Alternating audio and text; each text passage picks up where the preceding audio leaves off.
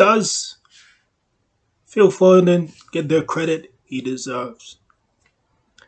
Foden is one of those young players which is not really seen as being young anymore because of his quality to produce results. We've seen how he's really the only academy player to make it into the Man City squad. At this, I don't know, for the last whatever years, we haven't seen, I haven't personally seen another academy player to be in Man City as Phil Foden has been. He's become a regular in the team sheet now.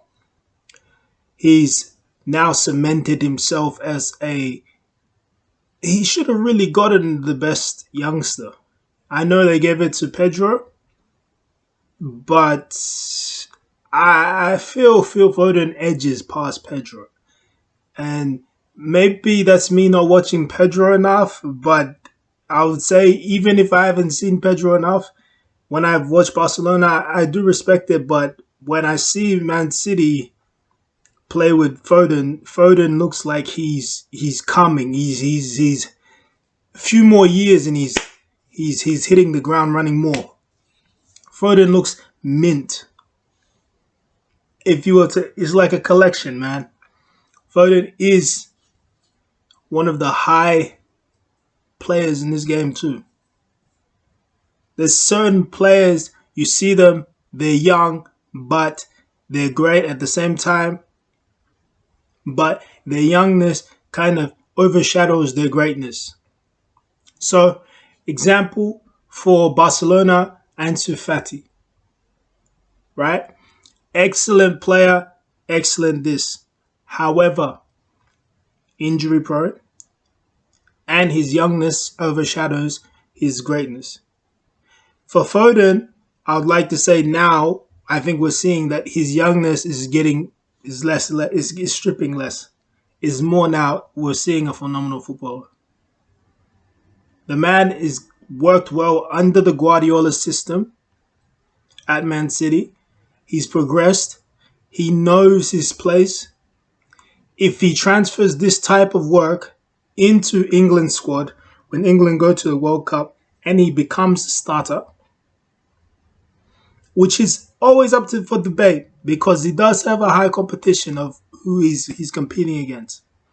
Obviously, one side Sterling has. It's not a debate. Sterling is starting. He has to start. Because if Sterling is not starting, I don't know who's going to get the ball to Kane. Because Kane has to start. But England are now at a point where the other side can be filled. I've heard rumours Sancho and Rashford are not going to the World Cup. I've seen now that Saka is now not playing his preferred position sometimes. He's more deeper, wing-back type style than how he could be a winger.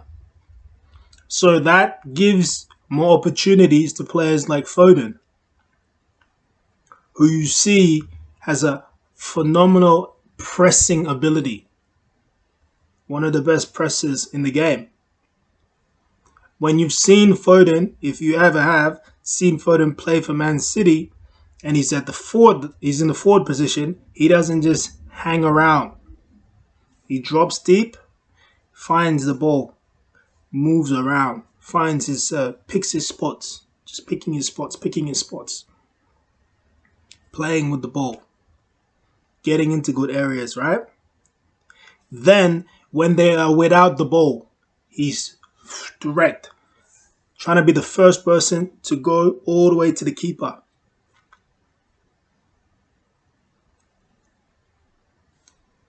Providing the front for that forward line. That's what he does. So, Foden does something that many of the other guys are still, your guys like Grealish, still, man, regardless of how much he was paid, for the last 2 seasons, Foden's played better than Grealish. If we're going to be even honest, man. He has. So, even Mahrez, he's playing better than Mahrez. Yes, Mahrez is a bench. He's benching, but why is Mahrez benching? Because this boy, who is no longer looked at as a boy, Foden, is on it, man. He's playing the football that excites the people. He's playing the football that feeds the players. His recent now development of playing with Haaland and this synergy starting to occur, which wasn't at the start, it wasn't working. Foden was a bit getting goal hungry with it, which is funny because he had a lot of time before to do all that stuff before Haaland came. That's my theory on whenever I see a new player coming to the team and now the team doesn't want to give him the ball. It doesn't make any sense. You had all that time to do that. That player wouldn't even come if you didn't need the goals. However, let's get back to it. Foden is now starting to find his way of being a playmaker. Much more prevalent than before. Before he was just a team player. Now he's becoming a playmaker. Soon he's becoming a goal scorer.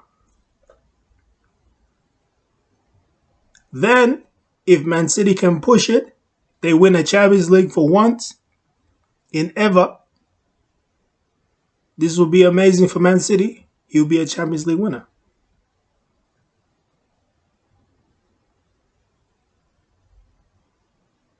He's already a Premier League winner. So, what was left? You got Champions League and you've got World Cup. Will he ever be in the list of Ballon d'Or? Well, young talents that keep on persevering, as we've seen, the Messis and Ronaldo alike, the Brazilian Ronaldos, the Kakas, they progress. They become great. They will get their accolades. Is he at that level currently? No. Is he above average? Definitely. Definitely. Who is above him?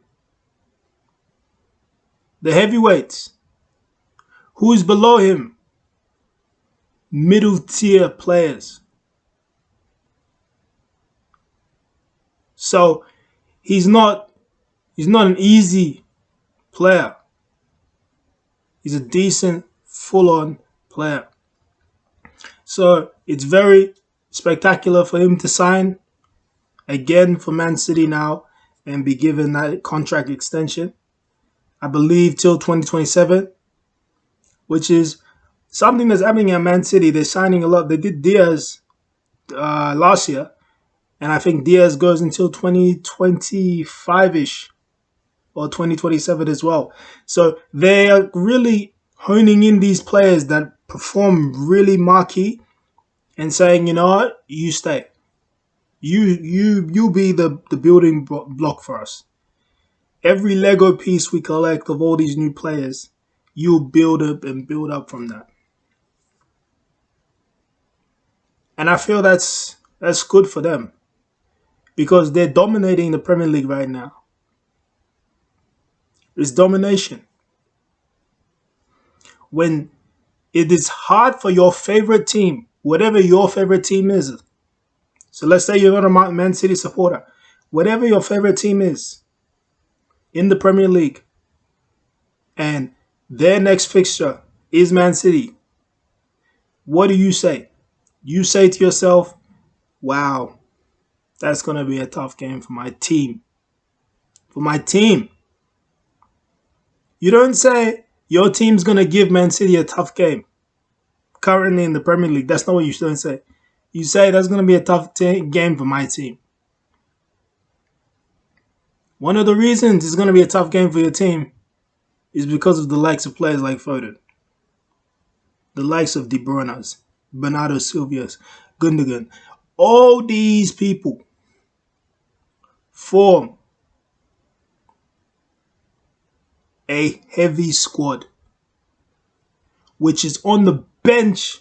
They still have players. They even signed Akanji. Wow. Like, this is the type of team that we have to face. The youngsters look ready to play football. Their bench looks ready to play football. They have Calvin Phillips on their bench. They got Alvarez on their bench. And the players that are on the field, 70% possession in your half. Your team watches them pass the ball. Your team doesn't press. Your team doesn't man mark. That's for my team too, Arsenal. We don't. When we verse them, we sit back. We say we don't have enough stamina to do those things. But then at the end of the day, once we get outplayed for so long, then we say, yeah, well, they don't have fans. That's our only excuse. That's our only excuse for Man City. But when they have the likes of these kinds of players, we need to be worried about making those kind of statements. Phil Foden deserves praise. De Bruyne has been getting his praise, which is good. But all those Man City players deserve their praise because what they're doing under current manager Guardiola is making a mockery of other teams in the Premier League for what they're lacking. So hopefully the other clubs can step up and see that, or Foden will continue to shine, which he deserves. But there's going to be more Fodens, guys. There's going to be more. And you're going to see. Don't wait until 2030 to say, hey, maybe we were wrong about Man City. That might be the case. After they've beaten us that many times. Because Man City look like they're going to outpace Man United for their titles. That's really the real goal that I feel that they're trying to do. They want to be the new Manchester. They want to be the Manchester. So they got a very good amount of titles now, Premier League. But they still like, we're still the second Manchester. But the way that they're doing it to everyone, and the way people are sitting back, and the way they're getting these players like Foden in form and up and running, yeah, it's going to be something to think about. So yeah, good on Foden getting his contract extension. Good on Foden for playing good football. Hopefully he plays even better football for the World Cup for England. England need it. And hopefully he continues to shine as he's doing this week. Because we need young players like that are ready to play football to the highest level. So yeah, peace.